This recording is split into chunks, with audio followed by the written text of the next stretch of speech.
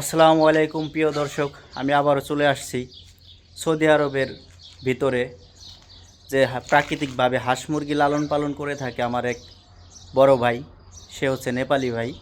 তো চলুন দেখা যাক এই পুরো ভিডিওটি যে কীভাবে প্রাকৃতিক পরিবেশে এই এত তাপমাত্রার ভিতরে হাঁস মুরগি পালন করে থাকে। তো চলুন দেখা যাক কথা না বাড়িয়ে। তো প্রিয় দর্শক, আপনাদের আমি প্রথম দেখাচ্ছি এই রুমটার ভিতরে মুরগি আছে কিনা দেখাই। অনেক সুন্দর পরিবেশ, এক কথায় দেখেন একদম সচ্ছলভাবে মানে হাঁস মুরগি পালন করতেছে এখানে এক নেপালি ভাই। এখানে ডিম পারেও নাই কোনো কিছুতে।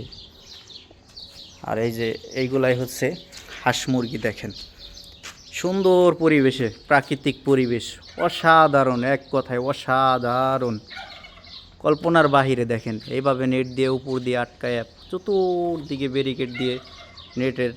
তো এইভাবে লালন পালন করতেছে এই হাঁস মুরগিগুলা। এখানে কি আছে আমি আপনাদেরকে বলে দিচ্ছি এখন।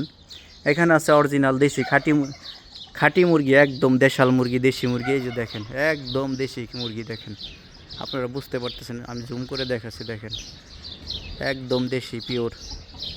আর দেশি মুরগির ডিমের সাইজগুলা কিন্তু একদম ছোট হয়, এগুলা দেশি মুরগি। আর এই পানির এইখানে ব্যবস্থা দেখতেছেন, এখানে হাঁস গোসল করে এবং পানি তৃষ্ণা লাগলে ওরা পানি পান করে এখান থেকেই।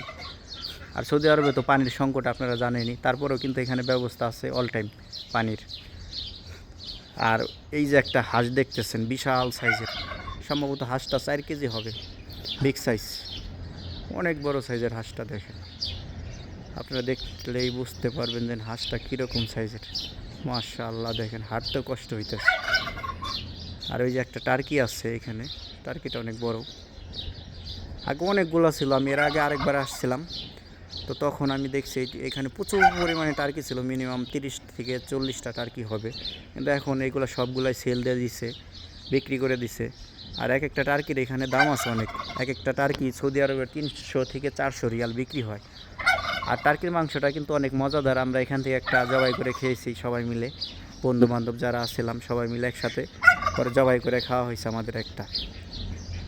দেখেন পাকনা মিলছে, পাগম মিলছে টার্কিতে,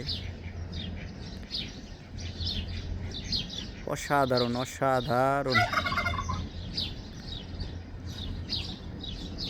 টার্কির ডিমটা একটুই হয়, টার্কির ডিমগুলা একটু লম্বা টাইপের হয়।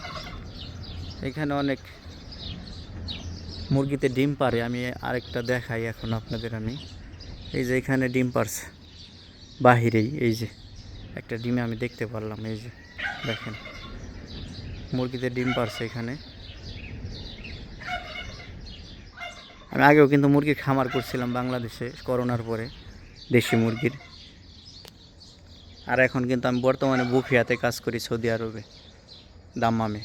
দেখেন আমি দেখবো এখন মুরগিতে ডিম পারছে কিনা।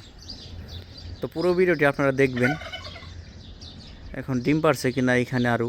তো দেখাচ্ছি আপনাদের। এখানে তো একটা আপনারা দেখলেনই ডিমটা, এই যে ডিম। আরও দেখাবো আপনাদের আমি। এগুলো প্রায়গুলো অ্যাডাল মুরগি ডিম পাড়ার। এই যে দেখেন, এই যে দেখেন খোয়ারের ভিতরে ডিম পারছে, মাশাআল্লাহ। এই যে দেখছেন ডিম। এই যে এখানে দেখেন আরেকটা ওমে বসছে মুরগি, কুচে বসছে মনে হয়, সম্ভবত না ডিম পাড়ার জন্য বসছে।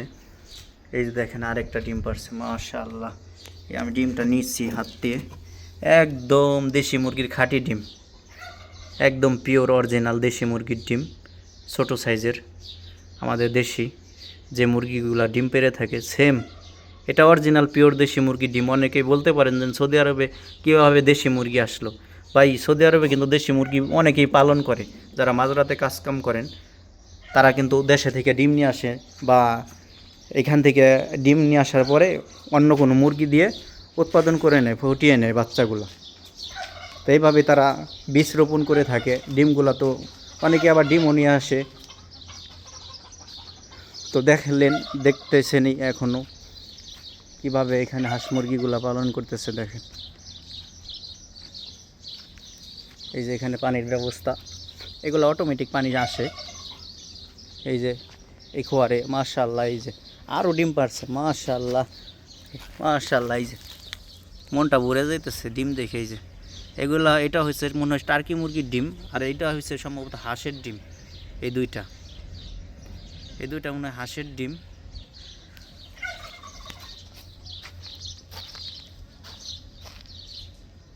এগুলো ওমে বসছে দেখেন টার্কি।